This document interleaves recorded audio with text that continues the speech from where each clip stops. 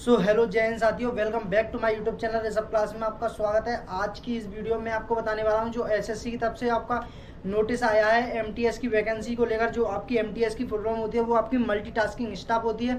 तो मैं आपको इसके बारे में सारी इन्फॉर्मेशन देने वाला हूँ कि आपका जो एज क्राइटेरिया क्या रहने वाला है इस वैकेंसी के लिए, और आपका सिलेबस क्या रहने वाला है, आपका सिलेक्शन प्रोसेस भी क्या रहने वाला है, आपकी क्वालिफिकेशन क्या रहने वाली है, आपकी जो नंबर ऑफ वैकेंसी है वो भी आपकी कितनी है। मैं इस वीडियो में आपको ईच एंड एवरीथिंग सारी इन्फॉर्मेशन देने वाला हूँ, ठीक है ना। तो वीडियो आप ध्यान से देखिए। वीडियो अगर अच्छी लगे तो वीडियो को लाइक करके शेयर करके चैनल को सब्सक्राइब कर लें, जिससे फ्यूचर में आने वाला कोई भी अपडेट आपसे छूटे ना, आपको सबसे पहले मिलता रहे। तो मैं आपको इसके बारे में 1 बाय 1 सारा कुछ क्लियर करता हूँ, तो आप ध्यान से देखिए। तो आपकी जो पोस्ट है,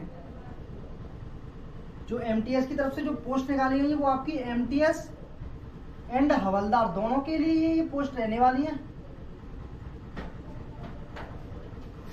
पोस्ट है वो एमटीएस एंड हवलदार दोनों के लिए आपकी जो वैकेंसी निकाली गई है, आउट की गई है, ठीक है ना। और यहीं पे मैं आपको बता दूं जो वैकेंसी है, वैकेंसी तो आपकी इसमें जो है 5000 प्लस वैकेंसी है एमटीएस एंड हवलदार के लिए। और यहीं पे आपकी जो क्वालिफिकेशन रहने वाली है, क्वालिफिकेशन वो आपकी 10th पास होनी चाहिए, ठीक है ना। एमटीएस से भी फॉर्म अप्लाई करो तो भी आपकी 10th होनी चाहिए। अगर आप हवलदार से फॉर्म अप्लाई करते हो तो भी आप 10th पास हो, तो आप इसमें फॉर्म अप्लाई कर सकते हो।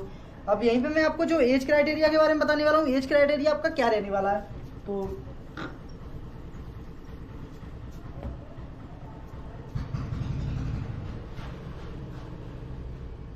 एज क्राइटेरिया, तो जो आपका एमटीएस है हवलदार, जो कुछ जगह ऐसी होती हैं उनके लिए आपको जो एज क्राइटेरिया अलग होता है, और कुछ ऐसी होती हैं जिनके लिए आपको एज क्राइटेरिया अलग होता है, ठीक है ना। एमटीएस एंड हवलदार,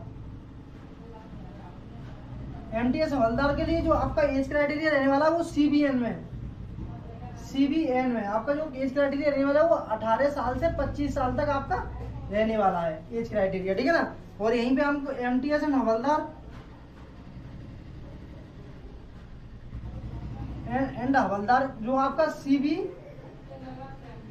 ये होता है, ठीक है ना। इसमें जो आपका एज क्राइटेरिया रहने वाला है वो आपका 18 से 27 साल रहने वाला है, 27 ईयर्स, ठीक है ना। यही अगर आप ओबीसी कैटेगरी से बिलोंग करते हो तो आपको 3 साल का एज रिलैक्सेशन दिया जाएगा। यानी कि जो आपका सीबीएन से आप फॉर्म अप्लाई करते हो तो आपको 18 से 28 साल तक आपको वैकेंसी देख सकते हो। और आप सीबीआईसी से बिलोंग करते हो, सीबीआईसी से, तो आपका जो 18 से वो आपका 30 साल तक आप इसमें वैकेंसी देख सकते हो, ठीक है ना। यहीं आप SC/ST कैटेगरी से बिलोंग करते हो, SC/ST से, तो आपको यहाँ पे 5 ईयर का एज रिलैक्सेशन देखने को मिलता है। तो मैं इसमें भी बात कर दूं, जो आपका सीबीएन में होता है वो आपका 18 से 30 तक देख सकते हो। सीबीआईसी में आप जो है वो आपको 18 से 32 साल तक आप इसमें देख सकते हो, अगर SC/ST कैटेगरी से बिलोंग करते हो, ठीक है ना। यहीं आप ओबीसी से बिलोंग करते हो तो आप इसमें 18 से 28 तक देख सकते हो, और सीबीआईसी में आप जो देख सकते हो वो 18 से 30 तक देख सकते हो। जो आपकी यहाँ पे जो आपका एज क्राइटेरिया वहां पे आपकी जो उम्र की गणना है ना, वो उम्र की गणना 1 अगस्त 2024 से आपकी जो है उम्र की गणना की जाएगी, ये भी आप ध्यान में रखना है।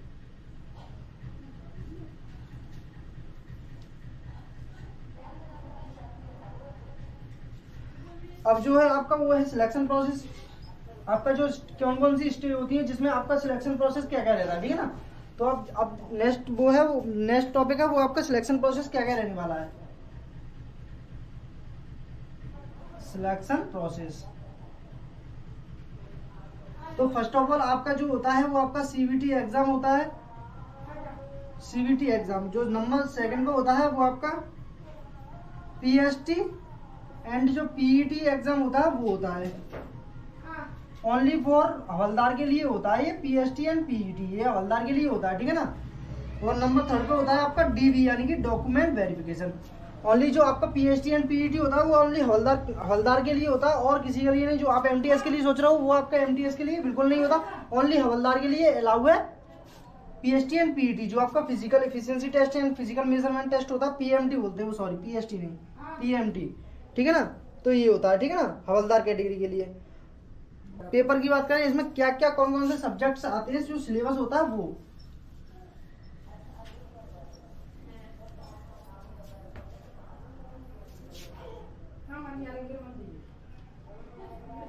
सिलेबस तो आपका जो सिलेबस होता है वो आपका 2 सेक्शन में डिवाइड होता है, सेक्शन 1 या सेक्शन 2, है ना। तो अब मैं आपको पहले बताता हूँ सेक्शन 1 की। सेक्शन 1 में आपका होता है वो आपका न्यूमेरिकल एंड मैथमेटिकल एबिलिटी।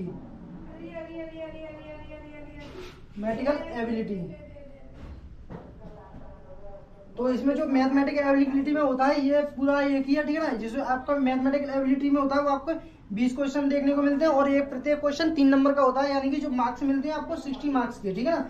और अब यहीं पे हम सेकंड जो बात करें, ये आपका फर्स्ट हो गया, और सेकंड पे जो आता है वो आपका रीजनिंग एबिलिटी में जो आपके आते हैं उसमें भी 20 क्वेश्चन होते हैं, वो भी प्रत्येक क्वेश्चन 3 नंबर का होता है, तो जो आपको 60 क्वेश्चन के नंबर देखने को मिलते हैं, ठीक है ना। इन दोनों को जो टाइम ड्यूरेशन दिया जाता है, जो आपको करने के लिए जो आपको टाइम दिया जाता है वो आपको 55 मिनट्स दी जाती है दोनों सेक्शन को करने के लिए, 55 मिनट्स, ठीक है। जो यहाँ पे जो आपके 180 नंबर जी होता है ना, जो आपका ये जो सेक्शन 1 होता है वो आपका क्वालिफाइंग नेचर का होता है, यानी कि सेक्शन 2 के लिए जो क्वालिफाई होते हैं उसके लिए जो आपका ये क्वालिफाइंग नेचर का होता है, ठीक है, मात्र। और इसमें इसका जो आपकी मेरिट लिस्ट बनती है वो आपकी इससे हिसाब से कुछ नहीं बनता, ठीक है ना। और जो आपका सेक्शन सेकंड होता है, सेक्शन सेकंड में होता है आपकी जनरल अवेयरनेस में जो आपके 20 क्वेश्चन देखने को मिलते हैं, प्रत्येक क्वेश्चन 3 नंबर का, 60 नंबर के क्वेश्चन देखने को मिलते हैं, वो सॉरी 25 क्वेश्चन देखने को मिलते हैं, 25 क्वेश्चन आपको देखने को मिलते हैं, जो भी आपके 3 नंबर के प्रत्येक क्वेश्चन 3 नंबर का होता है, तो आपके 75 नंबर के ये क्वेश्चन हो जाते हैं, ठीक है ना। और यहीं पे जो सेकंड पे होता है वो आपका इंग्लिश एंड कॉम्प्रीहेंशन का होता है, इंग्लिश कॉम्प्रीहेंशन के, जिसमें भी आपको 25 क्वेश्चन देखने को मिलते हैं, वो भी 75 मार्क्स के, ठीक है ना। जो टोटल ये दोनों सेक्शन मिला, इनका जो टाइम ड्यूरेशन होता है वो भी इनका 45 मिनट ही होता है, 45 मिनट, यानी कि जो करने के लिए टाइम दिया जाता है वो आपको 45 मिनट ही दिया जाती है। जो आपकी मेरिट लिस्ट तैयार होती है वो आपकी जो 150 नंबर में से आपकी मेरिट लिस्ट बनती है, ठीक है। 75 ये जो 150 नंबर होते हैं इन्हीं में से आपकी जो मेरिट लिस्ट है वो तैयार होती है। और इसमें एक और बात है, वो आपकी जो नेगेटिव मार्किंग होती है वो 1/3 की नेगेटिव मार्किंग होती है। और जो आपको मैं बताऊं, जो आपकी हवलदार की होती है ना, उसमें आपको पीईटी एंड पीएसटी देखने को मिलता है, उसमें जो आपकी हाइट है वो क्या मांगी जाती है, ओनली फॉर हवलदार के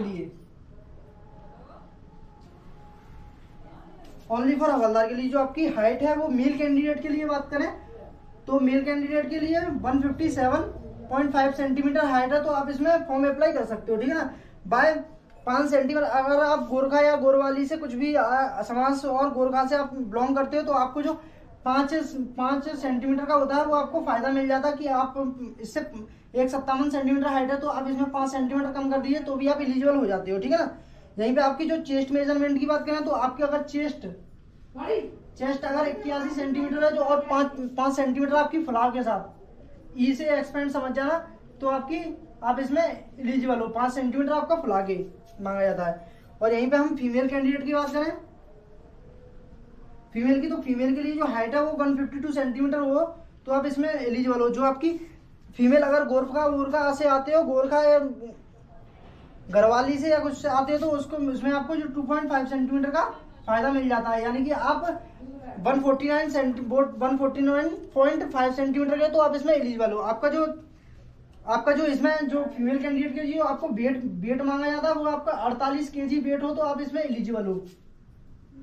अगर यहीं पे ये गोरखा या गोरवाली से आप आते हो तो आपको 2 केजी का फायदा मिल जाता है, यानी कि इसमें से अगर आप 46 केजी के तो भी आप इसमें एलिजिबल हो जाओगे, ठीक है ना।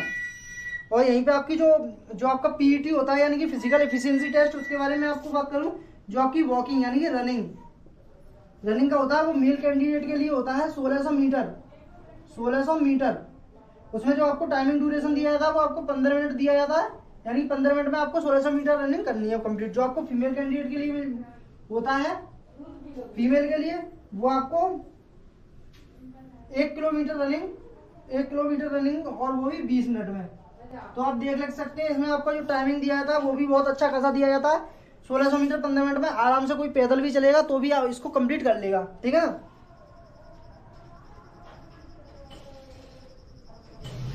और जो भी आपकी एप्लीकेशन फीस है वो आप अगर मेल कैंडिडेट हो, अगर यूआर ओबीसी ईडब्ल्यूएस कैटेगरी से आप बिलोंग करते हो तो आपकी जो फीस है वो आपकी मात्र 100 रुपीज़ आपको पे करनी पड़ेगी, वो भी ऑनलाइन जो आप फॉर्म भरते हो उसी समय। इसे बोलते हैं हम चालान फीस, ठीक है ना। और फ्री फॉर ऑल अदर, अगर आप फीमेल कैंडिडेट हो और आप SC ST से बिलोंग करते हो तो आपके लिए ये फॉर्म है वो फ्री है, बिल्कुल ही फ्री है, ठीक है ना। तो आपका जो SSC ने, तो आई होप आपको वीडियो क्लियर हो, तो वीडियो को लाइक करके शेयर करके चैनल को सब्सक्राइब कर लें, जिससे फ्यूचर में आने वाला कोई भी अपडेट आपसे छूटे ना, आपको सबसे पहले मिलता रहे। और मैं आपसे एक ही गुजारिश करने वाला हूँ कि आप है जो मेरे को ज़्यादा से ज़्यादा सपोर्ट कीजिएगा, ठीक है ना। तो मिलते हैं किसी नेक्स्ट वीडियो में, तब तक के लिए till then bye bye, have a nice day, thanks for watching this video, जय।